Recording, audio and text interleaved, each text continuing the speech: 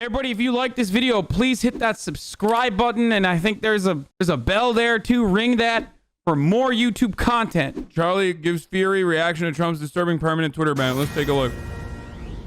Charlie, I want to start with you, and I want to show everyone, because the president doesn't have a Twitter account anymore. Don Jr., his son, does, at least for now. We'll see how long that lasts. But let's take a look at what he tweeted, because I think it's important. He says, so the Ayatollah and numerous other dictatorial regimes can have Twitter accounts with no issue despite threatening genocide to entire countries and killing homosexuals, etc. But the president of the United States should be permanently suspended. Mao would be proud. Charlie, what do you think? Yeah, it's completely outrageous. It's predictable. Twitter has been kind of building up to this moment. Maduro never talked about how he needs to like execute homosexuals or anything like that, but Twitter didn't have a problem banning his account. I didn't hear from Charlie Kirk back then. Seems kind of one-sided, doesn't it? So strange. When that shit happened, like not a single fucking person said anything. Not a single person. Not like the Republicans, not the liberals. They didn't say shit. Kind of weird. And the fucking Ayatollah is not tweeting out like we need to murder gay people or some shit. Dumbass.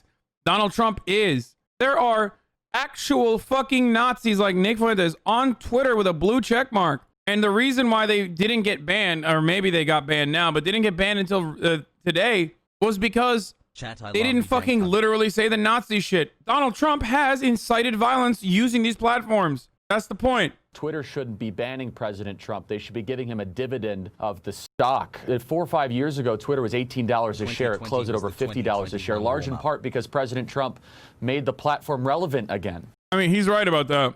That's literally true. No, Donald Trump had a significant impact on Twitter becoming like as popular as it did. I can't talk about the stocks personally. There's so many more things that revolve around your stock price. Getting a dividend is ridiculous. He's exaggerating, and he's also grossly exaggerating Donald Trump's impact on Twitter, but it's not insignificant. I'm sorry. Donald Trump being on the platform and the way that he was on the platform certainly made Twitter more active. Like, boomer moment. Love you. First of all, it's Twitter. Of course, Twitter was huge. It wasn't like a tiny fucking website, guys. Twitter hasn't been able to figure out monetization since its inception. You understand? Part of the reason why the fucking stock price was so shit was because of that. Because they just did not have a good advertising strategy. That changed over the course of 2016. But when we're talking about like Twitter being a more popular platform, Donald Trump played a role in that. Bots played a role in that too, but Donald Trump played a significant role in that as the individual person who was like blowing the fuck up on Twitter all the time. Like his Twitter takes became articles. It became the norm for like a politician to write some shit on Twitter. Why is that so hard to fucking admit? I don't get it. It's not because of him exclusively. I'm not saying that, but he's not entirely wrong when he says like Donald Trump had a significant impact on Twitter's success over the course of the past couple of years. Of course he did. You can disagree because it hurts your feelings because you can literally never hand it to Donald Trump on anything. I get it. He sucks ass. But this notion that like Donald Trump did not have a significant and long-lasting impact on fucking Twitter usership and Twitter activity is so dumb. Disturbing turn of events when the current president of the United States, as we are talking right now, is restricted from communicating to 88 million people. Some could argue could potentially be a national security risk. But even beyond this, this is... Okay, this part is insane. It's more of a national security risk that he has a fucking active Twitter account than not, you dumb fuck. What the fuck is wrong with you, you tiny-faced motherfucker? What are you saying? He's the president. You think he's gonna, you think he can't just literally call up Sean Hannity while he's taking a fat diarrhea shit from his golden toilet over at the White House and immediately have access to like every fucking person on the planet if he wanted to? He's the president. What a fucking idiotic stretch. Donald Trump has ways to communicate with every single person in infinitely more significant and successful ways than the average American citizen. For the first time in his life, he was treated like a normal human being, and that's why he got banned, because he kept violating the fucking rules in a way that literally did threaten national security. This is something that the left has wanted to do for quite some time. They are using the events that no one is supporting in any form whatsoever from a couple days ago as an excuse for a massive censorship campaign that I'm afraid is not going to stop. I'm currently up on Twitter right now. I hope to continue to be, but this seems to now be a out-of-control pattern from the masters of Menlo Park that want to silence disagreement, and they got the big one. I just want to remind everybody that Charlie Kirk is talking about being silenced on the most popular nationally syndicated news show. It's like me saying I'm being silenced because, like, I can't go on CNN. You know what I mean? Like, if I said that, everyone would be like, dude, you're ridiculous. Like, of course you're not gonna fucking, you don't have a right to be on CNN. So, like, he has a much larger platform than I ever could have imagined to cry about how he is fearful of being silenced. The irony is incredible. They write New York Times best-selling books about how the conservatives are being silenced. They go on every news show to talk about how the conservatives are being silenced. It's like, bitch, if you were silenced, I'm hearing your voice way too much. Perhaps you should be silenced for a little bit. Have you thought about shutting the fuck up? That the problem is when there's no competition, when they have a monopoly over information. That's why I've argued for a long time now that we need to break up Facebook, not just through the Section 230 change that now people have come to a consensus around, but break up these companies so there's competition. Wait, there's no consensus on Section 230. Why is he just saying that? Unless the consensus on Section 230 is that, yeah, people think it's a horrible idea with disastrous consequences on free speech happening on platforms. And yeah, there is a consensus. Apple is saying to Parler, we're going to kick you off unless you do what we want in terms of censoring conservatives. If you take ownership of the psychotic drivel that you see on Parler or on Gab as conservatives, then you deserve to get censored. I'm sorry. I'm gonna keep it 100, dude. No one is asking you to take ownership of literally what the fuck goes on in these websites where they're talking about how they're going to execute politicians and shit. No one's asking you to take ownership of that as conservatism. As a matter of fact, this could be your one opportunity, your parachute, to just fucking pull the cord and be like, I don't know what's going on there. These people have gone too far. I just would like to have a small government. That's all I want. I think that the worst thing that could have ever happened in the UK is the NHS, and I never want it to happen here in the United States. That's why I'm here. Just say that. You literally don't have to be like MAGA Warrior 1488 that said Nancy Pelosi deserves to be executed is like the peak of conservative thought. Like, no one is asking you to take ownership of that statement. Everyone is literally expecting you to do the bare minimum and say that's bad. And yet these motherfuckers consistently do take ownership of that and go, wow, these people are banning conservatives. And then you take a closer look. What are the conservatives saying and doing? Oh, shit. It's not like they're talking about how we need tax cuts for the wealthy, which is conservative ideology. They're literally talking about executing people or like doing what happened again, but with more guns. Like, why? Why? And then they get mad when you call them out on it, when you're like, well, dude, you're taking ownership of a bunch of these Nazis. I think there's a reign of fear going on, Martha. I think people in Twitter and Facebook understand that with the Senate and the House and the presidency and the hard left in control, they want to preempt the hard left in control. Okay, let me tell you something. This is everyone resettling back to the age-old narratives that they're comfortable fighting, the battles that they're comfortable fighting. You feel me? We're back. I'm thinking I'm back. You know, they're going to say like Joe Biden is a communist. They're going to say things like Twitter is on board with Joe Biden. Twitter loves Joe Biden's level of communism. It's communist to ban truth teller MAGA Warrior for saying, saying I want to fucking kidnap governors and shit. You know, it's just cool stuff. It's just like cool old school stuff that we all know and love and have argued on endlessly over and over again on the internet. That's basically what it is. The bigger irony is that these issues were adjudicated in the 19th century when we said that railroad companies and oil companies, they were private companies.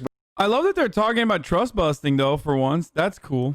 Raz Simone, an African-American self-described warlord, took over an area of downtown Seattle. 4 people were shot. There was no police reaction. They ceded the territory, the autonomy of a... Chapo's best take, or at least this was Will Menaker's best take, was comparing that siege to Chaz or Chop. Like, if Chop is like the anarchist the anarchists like getting together and trying to put like a organized protest. And by the way, the impact of it is also proportional in comparison to the actions. Like anarchists get together and they do like basically fucking Burning Man in the middle of the city, lasts for 2 weeks. It's already like a heavy crime area, if I'm not mistaken. From what I understand, there's like a lot of crime that happens there as well. So life happens in the same ways that it does in that area. And that experiment ends with a horrific disaster with the personal militia that they had created for security, literally fucking executing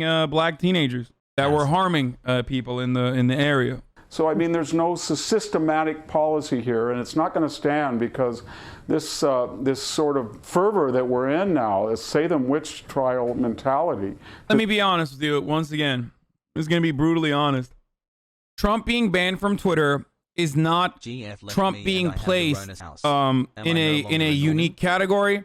It's Trump being treated like any human being, any normal human being. And the reason why Republicans are so upset is because they are entitled. They're entitled to getting this crazy treatment. And that's precisely why they're upset. That's it.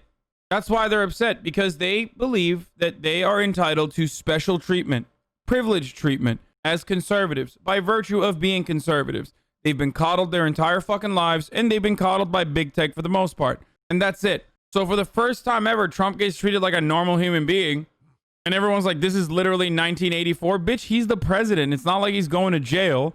I wish he would. If he wants to tweet from jail, he can. That's my take. The only reason why I'm happy about Trump getting fucking banned from Twitter is because it hurts his feelings and it upsets him. It shows people like, you know, you can't get away with this shit. And it's not necessarily a bad deterrence. Chill the fuck out. We post about dumb shit on the platform all day. Plenty of leftists have been fucking banned a million times over and come back with numerous sock accounts. You don't hear them running around talking about how, oh my God, this is a violation of my First Amendment rights. It's so dumb. There's a McCarthy-esque, scary smell to it all, and I think that people need to wake up. Yeah, the McCarthy-esque scary thing is the literal fucking president being banned from Twitter, from tweeting when he's taking a doo-doo.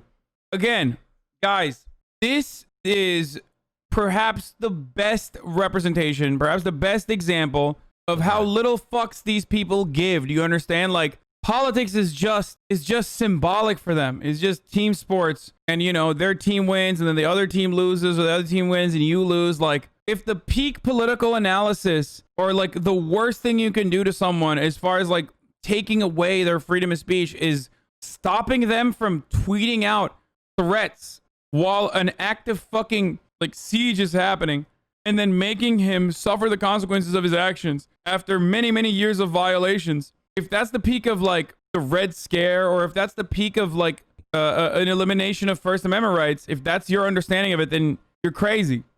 Do we really want to turn the United States into Salem, Massachusetts? Because that's where we're going. And these are the robber barons of the 19th century, and there was a progressive, ironic, a progressive movement that said, you know what, they're monopolies and they're trust, and we've got to stop it. They've got too much concentrated power and wealth. And now the progressives are saying, let's give them more as long as they work for us. Again, if this is the end of free speech, and you are literally saying this on the most popular news show without a moment of reflection, I don't know what to tell you. If you're watching the most popular news broadcast and you're going, wow, they're fucking ending free speech, brother, I do not know what to tell you. Like, it's crazy. At the same time, the Chinese Communist Party, the Ayatollah of Iran, still have their accounts because they're not a threat to the ruling party here. It's low-key true. Like, yes, the Ayatollah or the Chinese Communist Party is not being banned on the platform, partially because they are not inciting violence in America as Americans against other Americans. Parler is a free speech alternative to Twitter. They don't censor you. You can say what you want. The president is on Parler, and that has drawn a lot of people who realize they are being suppressed by Twitter. Parler's succeeding. What happens now? Of course, Silicon Valley is trying to kill it. Google has just removed Parler without any warning from its app store. The reason why Parler's the damaging as fuck is literally because they are just, it's like Gap. Every website that does not have, that advertises that they have no free speech controls, inevitably turns into Gab. Even fucking Poll has free speech restrictions because bronies are way too ridiculous. Or even Poll has like child porn restrictions now. Okay? That's still a restriction on freedom of speech. Because if you don't have any restrictions on freedom of speech and you advertise it as such, you're going to have child porn and Nazis. You understand? Peacock is the chief policy advisor at Parler, and she joins us today. Amy, thanks so much for coming on. What the fuck? What is she, outside of the fucking, like the royal palace? What? What's going on Parler? They're all fucking losing it. Let's see what Lindsey Graham had to say about being sworn by Trump supporters. Senator This Lindsey is kind of fun. Okay, I disagreed with you, but, you know, we have agreed on a lot, and sometimes we're going to disagree. Right. I don't like what's happening in restaurants and airports to any of these people. Yeah. I do. I think Lindsey Graham deserves worse. It is a reaping and sowing, a perfect example of it. You hugged and kissed these fucking sickos for years. You created a lot of them. You legitimized their worldview after building their worldview. You gave them a sense of entitlement that their point of view is realistic and is the actual way the world works. You use that to win elections. When you're sowing, you said, hell yeah, I'm sowing, and it feels so fucking good. Lindsey Graham, I am sowing, and I am loving it. But now comes the time when you're reaping, and goddamn, it does not look so good no more. I do not like it. I do not like it. The consequences of my actions have turned around on me, and I do not like it. Get the fuck out of here, bitch. You can't expect to galvanize, embolden, agitate, create some of the fucking most psychotic individuals in American society, mobilize them on the point of racial agitation, by the way. Nothing like productive. Asmongold's family was there. I feel terrible, dude. That sucks. But that literally is what I've been saying. What have I been saying, motherfucker? These are normal people. These are normal people. These aren't fucking like a terror cell. These aren't like people that have been training in the mountains. Some of them are. But most of them are just regular lovers of Donald Trump. That is the new normal. Do you understand? These are normies. These are normie Trump supporters. And they love him. It's like a spell that he has on them. Meanwhile, he just fucking so blatantly just fucking cashed out and pieced. That's exactly my point, though. We have really big problems, folks. And these dipshits, Lindsey Graham, Alex Jones, all these fucking freaks on the internet have played a significant role. I mean, fuck it. Even Democrats have played a role with their inaction. It's not funny. Imagine your parents being that delusional. I mean, I know people that have parents that are that delusional. People who are otherwise nice people and kind people who have literally fucking turned into just psychos who believe in the most poisonous shit, the most insane shit. But now tonight, I'm calling on President-elect Biden to pick up the phone and call Nancy Pelosi and the squad to end the second impeachment. President Trump gave a statement last night that was helpful. It hit the mark. He wants to move on to a peaceful transfer of power. He wants this to end. I've been with him most of the day. He's going to focus on his agenda. Oh, Jesus Christ. Yeah, no. President Donald Trump says he said he's sorry and that he was a meanie bobini. It's like, nah, dude. Like, it doesn't work that way, bro. Come on. Come on. Come on. He said he's sorry. Oh, oopsie. Like, no one gets this many chances, bro. This is literally how you get the affluenza daddy girl. You know what I mean? The fucking psycho Karen who beat the shit out of a 14-year-old black kid because she suspected that he had stolen her phone. And then the kid's dad also fucking clapped back on the girl. You know what I'm talking about? The viral video. This is how you build affluenza teens like that, okay? When you don't fucking say, no, you are wrong. No. Put the fucking cookie down. You don't get to call your mom a bitch, okay? You gotta fucking get them when they're young. You gotta teach them how to be normal human beings. Donald Trump literally is that fucking baby. He is that spoiled, rich fuck who needed to, at some point in his life, desperately to be told, put the fucking cookie down. That's not your cookie. You don't get to bully kids at the fucking playground over and over again, Donald. I swear to God, dude. And that's the way we're treating them. We're treating them like that. You know that piece of shit kid? Like, everyone has someone like this, maybe in their family. And it's like, this kid's like fucking 6, but he's such a piece of shit. You feel bad for feeling like the 6-year-old is a piece of shit. But like, he kind of is. He's just like constantly fucking whining. He's constantly in a bad fucking mood. Makes a mess all the time. He knows he's being fucked up. And you see the parents, and the parents are literally not doing anything. And you're like, oh, that's why. That's why.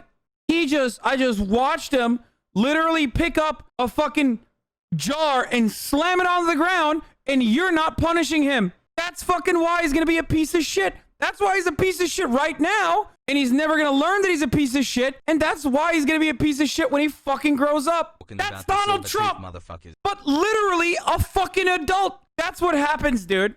That's what we're doing. Oh, he said he's sorry. Bitch, he's not fucking sorry.